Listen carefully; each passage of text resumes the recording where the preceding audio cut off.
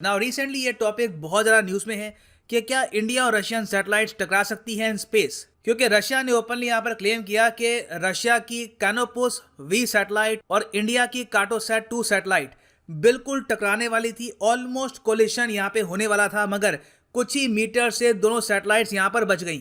ना जो यहाँ पर ये कोलिशन है, टक्कर है, किस तरीके से होने वाली थी ये आपको दिखाता हूँ। तो यहाँ पर आप देखोगे ये स्पेस है और यहाँ पे मैं जूम इन कर रहा हूँ टुवर्ड्स प्लैनेट अर्थ। ठीक है, यहाँ पे आप देख पा रहे होंगे ये अर्थ है और यहाँ पर ये जो दो सैटेलाइट्स है ना, ये आप देख पा रहे होंगे।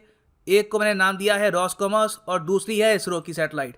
तो इस तरीके से दोनों सैटेलाइट्स बहुत ही ज़्यादा करीब आ चुकी थी और डर ये था, अकॉर्डिंग टू रशिया, उनको ये डर था कि इसरो की भारी भरकम सैटेलाइट रॉसकॉमॉस की सैटेलाइट को डिस्ट्रॉय ना कर दे और यहाँ पर स्पेस में बहुत सारा मलबा ना फैल जाए।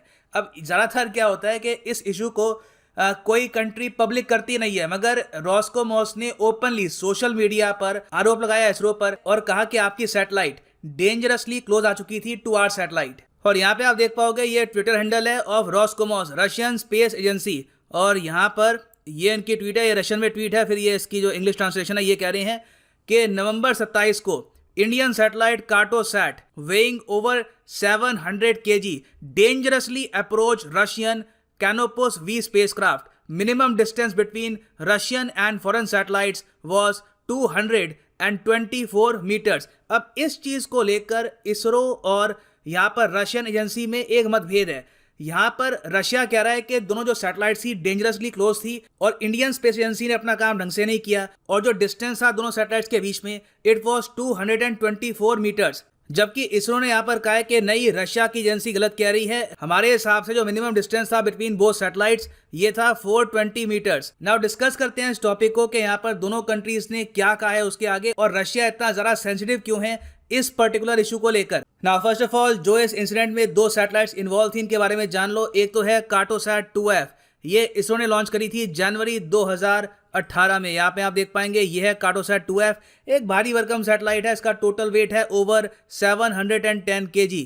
और फिर दूसरी जो सैटेलाइट है यह है रशिया की कैनोपस वी, इसे रशिया ने लॉन्च किया था जुलाई 2012 को और इसका वेट रफली आप कह सकते हैं अराउंड 450 kg। यहाँ पे आप देख पाएंगे ये है इसकी फोटो। अब एक और डिटेल यहाँ पे मैं ऐड करना चाहूंगा कि आज के समय अंतरिक्ष में कितनी सैटेलाइट्स है। देखो, अगर हम बात करें एक्टिव सैटेलाइट्स की जो आज भी सर्विस प्रोवाइड कर रही है अर्थ में कहीं ना कहीं, तो उसका नंबर है as of November 2020 2787। By the way, कई सैटेलाइट्स अंतरिक्ष में हैं जो बस फ्लोट कर रही हैं, वो ऑपरेशनल है नहीं, दे आर डेड सैटेलाइट्स। उनकी संख्या हो सकता है कि 5500 से भी ऊपर हो।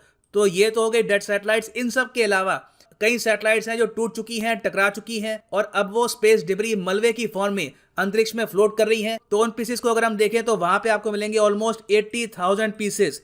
तो अंतरिक्ष भी आज के समय बहुत ही ज्यादा क्राउडेड हो चुका है, जस्ट लाइक प्लैनेट अर्थ। अब जो ये नंबर है यहाँ पर 2787 सैटेलाइट्स का, इसमें से ज्यादातर अधिकतम सैटेलाइट जो आपको मिलेंगी वो है लो अर्थ ऑर्बिट में। आपको पता होगा सैटेलाइट को जो प्लेस करने के दो टाइप के प्राइमरी ऑर्बिट्स होते हैं, एक तो होता है लो अर्थ ऑर्बिट, उसके अलावा धरती के सरफेस से करीब 36 से लेकर 35,000 किलोमीटर की दूरी पे जो ऑर्बिट होता है उसको हम ज्यादातर कहते हैं जियोसिंक्रोनस ऑर्बिट। यहाँ पे हम प्लेस करते हैं कम्युनिकेशन सैटेलाइट्स को, और लो अर्थ ऑर्बिट में हम प्लेस करते हैं अर्थ ऑब्जर्वेशन या फिर रिमोट सेंसिंग सैटेलाइट्स जो धरती को ऑब्जर्व करती हैं, धरती के मैप्स, इमेजेस प्रोवाइड करती हैं to human beings on earth. और अगर हम कंट्रीज के हिसाब से देखें तो ऑपरेटिंग सैटेलाइट्स हर कंट्री की आपके सामने हैं, और यहाँ पे आप देखोगे यूएसए की हाईएस्ट नंबर ऑफ सैटेलाइट्स है, उसके बाद सेकंड नंबर पे है चाइना और थर्ड नंबर पे है रशिया। इंडिया के पास जो टोटल सैटेलाइट्स हैं आज के समय ऑपरेशनल, उसका नंबर है रफली 100 के आसपास। नाउ ये सैटेलाइट्स अंतरिक्ष में किस डिस्टेंस पे रहेगी उसको लेकर कोई इंटरनेशनल ट्रीटी नहीं है, कोई यहाँ पर एक सेट ऑफ गाइडलाइंस नहीं है कि ये आपको फॉलो करना ही करना है। ये काफी हद तक म्यूचुअल अंडरस्टैंडिंग पर बेस्ड है। ज्यादातर ये माना जाता है कि अंतरिक्ष में 1 kilometre is a good distance. दो सैटेलाइट्स के बीच में अगर 1 किलोमीटर का डिफरेंस है तो ये काफी हद तक सेफ माना जाता है। 224 मीटर्स का जो डिस्टेंस है, अगर जो रशिया क्लेम कर रहा है कि ये डिस्टेंस आ गया था, ये डेफिनेटली काफी स्केरी है। अगर दो सैटेलाइट्स इतनी करीब आ जाएं तो पॉसिबिलिटी बढ़ जाती है कि उन दोनों की टक्कर भी यहाँ पर हो जाए। और काफी बार क्या होता है कि जब सैटेलाइट्स इतना पास आने वाली होती है तो जो स्पेस एजेंसीज हैं अपने आप आपस में कम्युनिकेट करके जो सैटेलाइट्स हैं इनमें करती है कुछ मनूवर मतलब कि थोड़ी सी मूवमेंट करती है सैटेलाइट और उससे इनकी जो दिशा है माइन्यूटली चेंज हो जाती है, ताकि जो डिस्टेंस है दोनों सैटेलाइट्स के बीच में ये थोड़ा बहुत बढ़ जाए और दोनों सैटेलाइट्स सेफ रहें। और इसरो के चेयरमैन ने भी यहाँ पर ये बोला है कि देखिए, हम जो ये दोनों सैटेलाइट्स हैं इनको ट्रैक कर रहे हैं पिछले 4 दिन से। ये स्टेटमेंट है बाय इसरो चीफ के सिवान। इन्होंने ये कहा है कि पहली बात तो रशिया की जो स्टेटमेंट है वो इनकरेक्ट है। जो डिस्टेंस है, proper distance both the satellites के बीच में, ये था मिनिमम एट द मोस्ट एक टाइम पर 420 मीटर्स। और हमने ये डिसाइड ये किया था कि अगर दोनों सैटेलाइट्स बिल्कुल 150 मीटर्स की दूरी पे होगी तो हम मनूवरिंग यहाँ पर स्टार्ट करेंगे और अपनी सैटेलाइट की दिशा यहाँ पर चेंज करेंगे। तो इसरो ने कहा कि we are completely in control. और इसके अलावा हमारे इसरो चीफ ने एक और स्टेटमेंट भी यहाँ पर ऐड करी कि इसी टाइप की सिचुएशन रिसेंटली एक स्पेन की सैटेलाइट के साथ भी आई थी, मगर इस टाइप की जो चीज़ें होती हैं ये कंट्रीज पब्लिक करती नहीं है। ये इन्होंने बोला है कि these things art made public generally. तो यहाँ पे एक तरीके से मैसेज सेंड कर रहे हैं रशियन एजेंसी को कि आपको ये पब्लिक में बोलना नहीं चाहिए, इससे मिसअंडरस्टैंडिंग क्रिएट होती है। क्योंकि आज के समय लोग समझेंगे कि इंडिया रशिया के रिलेशंस क्या खराब हो चुके हैं। तो अगेन यहाँ पे मैं ये भी क्लियर कर दूं, इस इंसिडेंट से ये मत सोच लेना कि रोस्कोमॉस और इसरो के रिलेशंस खराब हैं। दोनों स्पेस एजेंसीज आज भी काफी हद तक कोऑपरेट कर रही हैं। और ओवरऑल जियोपॉलिटिकली आप कह सकते हैं कि रशिया के इंटरेस्ट आज के समय चाइना में बढ़ रहे हैं, मगर उस इशू का इस इशू से डायरेक्टली कोई भी रिलेशन नहीं है। This issue is completely independent. मगर बस यहाँ पे ये शो करता है कि रशिया की नर्वसनेस कितनी है इस पर्टिकुलर इशू को लेकर। और इसके पीछे भी एक बहुत ही इंपॉर्टेंट रीजन है 2009 का सैटेलाइट कोलिशन। लास्ट टाइम जब 2 सैटेलाइट्स अंतरिक्ष में टकराई थी तो वहां पर रशिया का काफी नुकसान हुआ था। क्या हुआ कि यूएस का एक कमर्शियल स्पेसक्राफ्ट था, इसने रशिया की एक डिफंक्ट सैटेलाइट को सीधा हिट किया और इसकी वजह से रशिया की बहुत आलोचना हुई थी इंटरनेशनल कम्युनिटी में कि ये लोग अपनी सैटेलाइट को मैनेज नहीं करते और रशिया काफ़ी हद तक इरिस्पॉन्सिबल है इस इशू को लेकर। और यहाँ पे आप अगर देखें, ये थी यहाँ पर अमेरिकन सैटेलाइट, ये थी रशियन सैटेलाइट, और यहाँ पे जो रशिया का सर्वे है ना, यहाँ पे आप देख पाएंगे ये रशिया का, ठीक है, ये यहाँ पे रशिया है, ये यहाँ पे आपको दिख रहा होगा ये कनाडा, ये ग्रीनलैंड है।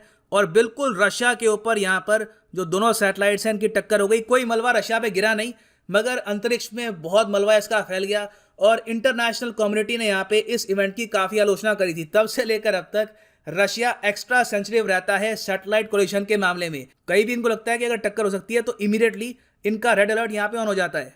मगर कंक्लूजन हम यहाँ पे ये कह सकते हैं कि अब इतनी ज़्यादा सैटेलाइट्स हो चुकी है अंतरिक्ष में, ऑलमोस्ट क्राउडेड हो चुका है और सिचुएशन काफ़ी ख़राब है मलबे की, एक्स्ट्रा सैटेलाइट्स की, डेड सैटेलाइट्स की, कि अब टाइम आ चुका है कि एटलीस्ट जो अगली सैटेलाइट्स हम लॉन्च करेंगे वहाँ पर प्रॉपर तरीके से कंट्रीज मिलकर एक सिस्टम डेवलप करें जिससे सैटेलाइट्स आपस में टकराए ना।